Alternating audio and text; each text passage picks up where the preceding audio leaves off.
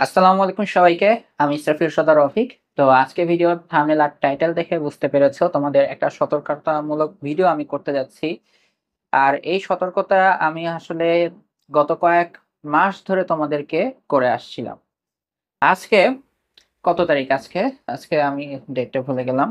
আজকে হচ্ছে আগস্টের ৬, ২০২৫। আজকে এইচএসসি উচ্চ মাধ্যমিকে যারা আছে তাদের উচ্চতর গণিত ২য় পত্রের পরীক্ষা হলো। তো পরীক্ষা কেমন হলো ওদের? তোমরা যদি একটু Facebook বা যে সকল অনলাইন প্ল্যাটফর্মের সাথে তোমরা জড়িত, তাদের প্ল্যাটফর্মও তোমরা যদি একটু খেয়াল করো, তাহলে দেখবে যে সেইসব প্ল্যাটফর্মের ভাইয়ারা, সেসব প্ল্যাটফর্মের ফাউন্ডাররা আর তাদের সাথে স্টুডেন্টরা একটা কথাই বলতেছে যে, "পরীক্ষা খারাপ হইছে আজকে। পরীক্ষার প্রশ্ন ঠিক মতন হয় নাই। পরীক্ষার প্রশ্ন গতানুগতিক ধারার মতন আসে নাই।" এইখানে আমার একটা অবজেকশন আছে, এটা নিয়ে আমি পরে কথা বলব। ফার্স্ট অফ অল হচ্ছে পরীক্ষা দিচ্ছে কারা? স্টুডেন্টরা। পরীক্ষার প্রশ্ন কোথা থেকে আসছে? বই থেকে আসছে। আবার বলতেছি আমি আবার বলতেছি পরীক্ষার প্রশ্ন বইয়ের জানা টপিক থেকেই আসছে। অজানা টপিক থেকে কিন্তু সেরকম প্রশ্ন হয় নাই। তোমাদেরকে হ্যাঁ, এইখানে আমি এটার সাথে আবার একমত যে হ্যাঁ, প্রতিটা প্রশ্নেই একটু আ থিংকিং লেভেলটা একটু অন্য লেভেলে ছিল। এইচএসসির ম্যাথ পরীক্ষার প্রত্যেকটা প্রশ্নই এবার থিংকিং লেভেলটা একটু অন্য রকমের ছিল। এটা আমি এগ্রি করি। এটার সাথে আমি ডিসএগ্রি করতেছি না। ইভেন আমি এটাও এগ্রি করতেছি। অন্যান্য বছর বোর্ড পরীক্ষার প্রশ্ন যেমনটা হয়ে থাকে, এই বছরের প্রশ্নটা সেরকম হয় নাই। স্পেসিফিক ভাবে আজকের ম্যাথ প্রশ্নের কথা যদি বলি, এছাড়া আমাদের যে বোর্ড আছে, শিক্ষা বোর্ড, তাদের কিছু গাফিলতি তো একদম আমাদের চোখের সামনেই স্পষ্ট। কেমিস্ট্রির কিছু ভুল কোয়েশ্চেন বা কোনো না কোনো দিন, কোনো না কোনো বোর্ডের প্রশ্নে কোথাও না কোথাও তারা ভুল করে আসছেই। সে সকল কিছু যদি আমি সাইডে রাখি, যদি আজকের প্রশ্নটা নিয়ে আমি কথা বলি, আজকের প্রশ্নে অনেক বেশি কথা হচ্ছে যে পরীক্ষার প্রশ্ন অনেক হার্ড আসছে। বিষয়টা হচ্ছে কেন? এর আগে কি কোনো হার্ড কোয়েশ্চেন বাংলাদেশে হয় নাই? ২০১৪, ১৫, ১৬, ১৭, ১৮, ১৯ সাল। এর আগেকার সময় কি মানুষ মানে সবসময় কি খালি বোর্ড কোয়েশ্চেনই পেয়ে আসতো বোর্ড পরীক্ষায়? যে খালি বোর্ড প্রশ্নই তোমার পরীক্ষায় আসবে। তোমার একটা চ্যাপ্টারে ১০ টা অঙ্ক আছে, তোমার খালি ৩-৪ টা অঙ্কই বোর্ড পরীক্ষায় আসে। তুমি খালি ৩-৪ টাই করে যাবা। আর বাকি ৬-৭ টা প্রশ্ন তুমি পড়ে যাবা না। এটা কি কোনো নিয়মের মধ্যে পড়ে? এটা কি তোমার সৃজনশীলতার মধ্যে পড়ে? না, এটা কিন্তু সৃজনশীলতার মধ্যে পড়ে না। ইভেন আমি খুবই একটা জিনিসের সাথে, এটা আমার সাথে কেউ এগ্রি হবে না। আমি জানি। আমি এখন খুবই নিতান্ত ছোট একটা মানুষ। আমার সাথে কোনো প্ল্যাটফর্মের কথার সাথে কখনোই কেউ এগ্রি করবে না। বিষয়টা হচ্ছে পরীক্ষা দেয় স্টুডেন্টরা। স্টুডেন্টদের সাথে খারাপ কিছু হলে অবশ্যই টিচারদের আওয়াজ তোলা উচিত। বর্তমানে এরকমই হচ্ছে। স্টুডেন্টদের কোনো কিছু যখন ফেভারে যাচ্ছে না, স্টুডেন্টদের সাথে খারাপ কিছু হচ্ছে টিচাররা কিন্তু পক্ষে থাকে।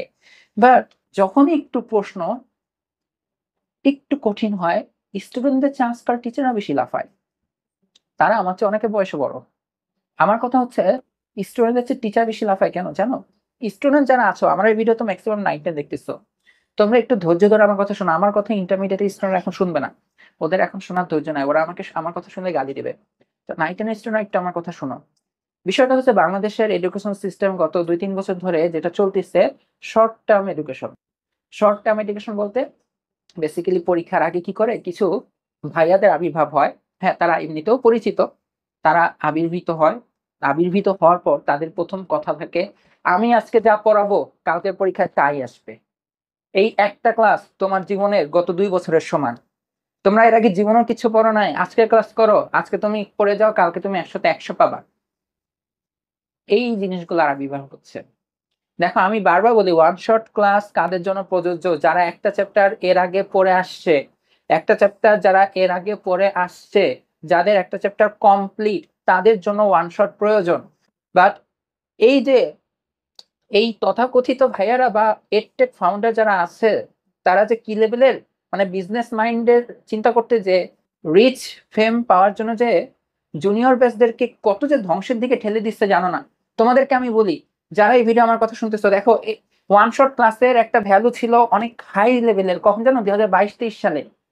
কারণ কি জানো? তখন ২২-২৩ সালে ১ম ওয়ান শট ক্লাস আবির্ভূত হয় নাই। তখন স্টুডেন্টরা একটা চ্যাপ্টার পুরাপুরি কমপ্লিট করতো। পুরাপুরি কমপ্লিট করার পর যখন ওদেরকে ওয়ান শট দেওয়া হয়েছে, তখন ওরা জিনিসটা খুব ভালোভাবে নিছে আর ওদের একটা আউটপুট ভালো আসছে। এরপর ওদের জুনিয়র ব্যাচদেরকে ওরা সাজেশন দিচ্ছে, হ্যাঁ ওয়ান শট করে করে আমার ভালো হয়েছে, এই জায়গাটাতে একটা সমস্যা। আরে ভাই তোমার ওয়ান শট করে তোমার ভালো হয় নাই, তুমি একটা চ্যাপ্টার এর আগে পড়ে আসছো, তোমার ওয়ান শট ক্লাস তোমাকে রিভাইজ দিতে হেল্প করছে, ওই হেল্পের কারণে তোমার রেজাল্টটা ভালো আসছে বা তোমার একটা ইম্প্যাক্টটা তোমার পরীক্ষা ভালো ফেলছে। বাট জুনিয়র ব্যাচদেরকে যখন এরকম বলা হচ্ছে যে না, আমি ওয়ান শট করেই কোপায় আসছি, আর প্ল্যাটফর্ম গুলো কি করে, এটাই বলে যে এক ক্লাস করো পুরো চ্যাপ্টার শেষ।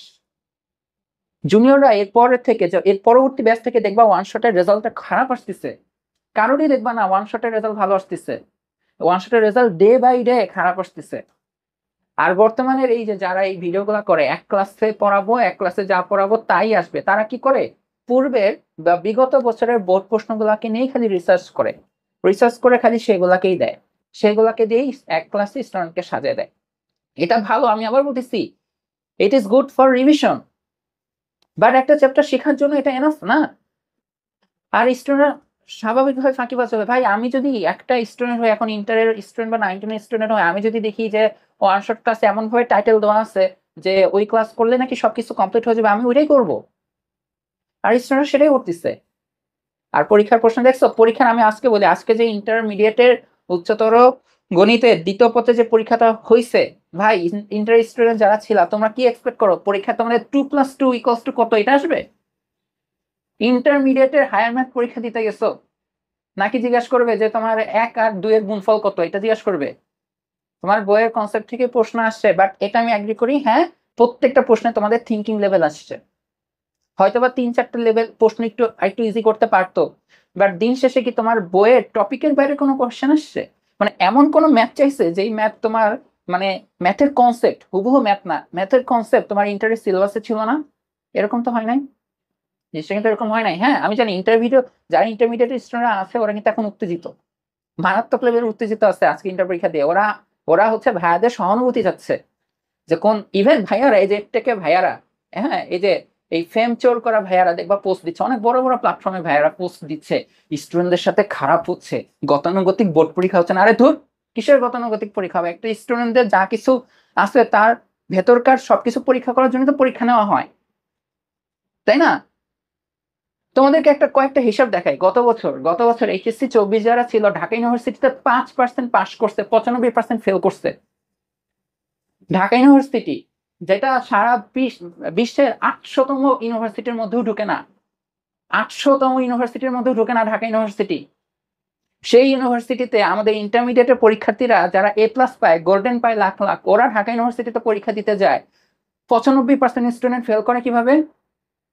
কেন? ওরা তো গোল্ডেন A+ পেয়ে, শুধু A+, গোল্ডেন A+, এগুলা পেয়ে না ঢাকা ইউনিভার্সিটিতে অ্যাটেন্ড করলো পরীক্ষাতে, তাহলে পাস করে না কেন? নাকি ঢাকা ইউনিভার্সিটির কোশ্চেন বাইরের টপিক থেকে আসে না? ভাই ঢাকা ইউনিভার্সিটিতে ম্যাথে আমি ফুল মার্কস পেয়ে চান্স পেয়েছি ঢাকা ইউনিভার্সিটিতে। ঢাকা ইউনিভার্সিটিতে যে অভিজ্ঞ, হ্যাঁ ঢাকা ইউনিভার্সিটিতে ম্যাথমেটিক্সে ফুল মার্কস পেয়ে চান্স পেয়েছি আমি। পোলাপানের এখন এই অবস্থা কেন? কারণ এডুকেশন সিস্টেমের দোষ আছে, শিক্ষা বোর্ডের দোষ আছে, এটা মানে যারা তোমাদেরকে নাড়াচাড়া করতেছে, বড় বড় এডটেক প্ল্যাটফর্ম চালাচ্ছে, তাদেরও দোষ আছে, তারা তোমাদের থিঙ্কিং লেভেলকে মাটির নিচে কবর দিয়ে ফেলছে।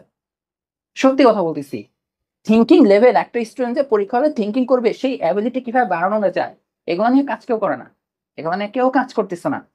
কাজ করতেছে আমি 5টা প্রশ্ন দেবো, 5টার 5টাই আসবে, যদি 5টা না আসে স্টুডেন্ট ব্লেম দেওয়ার আগে আমি প্রতিবাদ করবো, এই প্রশ্ন গতানুগতিক হয় নাই, এই শিক্ষা বোর্ড জবাব দাও, প্রশ্ন এমন করছো কেন, এই জবাব দাও। অভিষেক সিদ্ধান্তের মতন যে তারপর আন্দোলন করবা। বুঝতে পারছো? এগুলা দিয়ে হচ্ছে না, এগুলা দিয়ে হবে না, এগুলা দিয়ে হবে না। যদি আমি খারাপ হই, আমার কথার সাথে যদি তোমাদের সামঞ্জস্য না থাকে, যারা 9-10 আছো তোমাদেরকে আমি অ্যালার্ট করতেছি, আমাকে কয়েকটা প্রশ্ন উত্তর দাও। প্রথম প্রশ্ন, যে প্রশ্নগুলো আসছে তোমরা সিনিয়র ভাইদের প্রশ্ন বই নিয়ে ঘাটবা, তোমরা বই নিবা, তাদের প্রশ্ন নিবা, বইয়ের টপিক খুঁজে খুঁজে দেখবা যে টপিকের বাইরের থেকে প্রশ্ন কিন্তু আসে নাই। তাহলে প্রশ্ন কেন কঠিন লাগছে তাদের কাছে? কারণ তারা তো ভাই বোর্ড কোয়েশ্চেন ঠিক মতন সলভ করে না, ওরা তো ওয়ান শট ক্লাস করে গেছে, ওরা ওয়ান শট ক্লাস করছে, 8টা সিকিউ করছে, এক্সপেক্ট করছে থেকে 2টা সিকিউ আসবে, একটা চ্যাপ্টারে 8টা 10টা করে সিকিউ করছে, ওইখান থেকে ওরা কোয়েশ্চেন চাইছে, কোয়েশ্চেন এখান থেকে হয় নাই, শেষ, প্রশ্ন কঠিন হয়ে গেছে ওদের কাছে। এই কোয়েশ্চেনের অ্যান্সার দিবা, ঠিক আছে? দ্বিতীয় হচ্ছে তোমরা দেখবা যে ভাই টিচারের কাজ কি? আমার কাজ হচ্ছে তোমাদেরকে শেখানো, টিচারের কাজ হচ্ছে টিচারকে শেখানো, বাট টিচাররা বর্তমানে যে লেভেলে লাফালাফি করে রে ভাই, দুনিয়ার কিছু হইলেই স্টুডেন্টদের সাথে। দেখো আমি স্টুডেন্টদের যৌক্তিক আন্দোলনের সাথে ছিলাম, থাকবো, বাট কোয়েশ্চেন কঠিন হয়েছে দেখে এখন আমি শিক্ষা বোর্ডের সবাই পোস্ট দিয়ে ভরাই দিচ্ছে। ইভেন তোমরা মজার বিষয় কি দেখবা, তাদের এই পোস্ট দেওয়ার কারণ কি জানো? শেয়ার আর রিচ পাওয়া। এই যে আজকে একটা ইংলিশ টিচারকে দেখলাম, আমি নাম মেনশন করবো না, সে পোস্ট দিছে হাইরে HSC 25, কমেন্টে লিখছে কন্টেস্ট কি রে, সবাই আমাকে মেসেজ দিয়ে ভরে ফেলছে। তার মানে বুঝো, সে বুঝছে স্টুডেন্টরা প্যানিক। সে প্যানিক দেখে সে হাইরে HSC 25 একটা স্ট্যাটাস দিচ্ছে, হাইরে HSC 25 3 শব্দের, তাই না? ওইটা আবার শেয়ার হয়েছে 40-50টা সাথে সাথে। স্টুডেন্ট এমনিতেই ফ্রাস্ট্রেটেড, ওরা ফ্রাস্ট্রেটেড হয়ে চোখের সামনে যা আসতেছে তাই শেয়ার দিচ্ছে।